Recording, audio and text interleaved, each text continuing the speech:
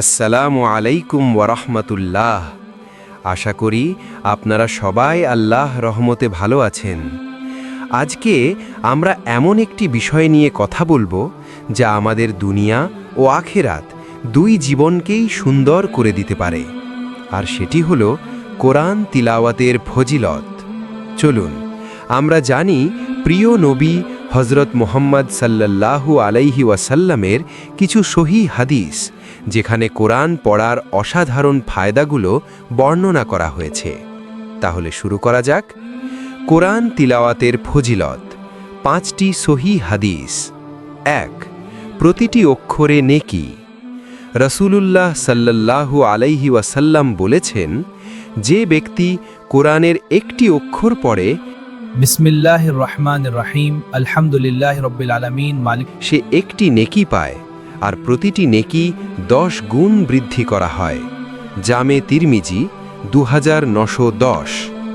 2. কোরআন সুপারিশকারী হবে।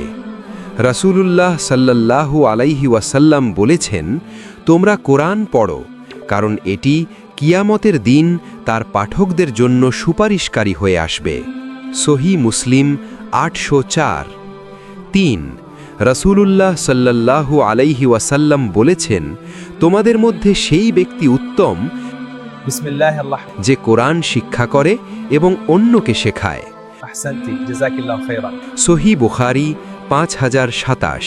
বারাকাল্লাহু ফীকুম। 4.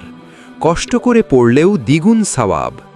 রাসূলুল্লাহ সাল্লাল্লাহু আলাইহি ওয়াসাল্লাম বলেছেন, যে ব্যক্তি কোরআন পড়ে এবং এতে দক্ষ, সে সম্মানিত ফেরেশতাদের সাথে থাকবে, আর যে কষ্ট করে পড়ে আলহামদুলিল্লাহ তার জন্য দ্বিগুণ সওয়াব। মালিকি দ্বীন। সহিহ বুখারী ও সহিহ মুসলিম। 5. রহমত ও শান্তি নাজিল হয়।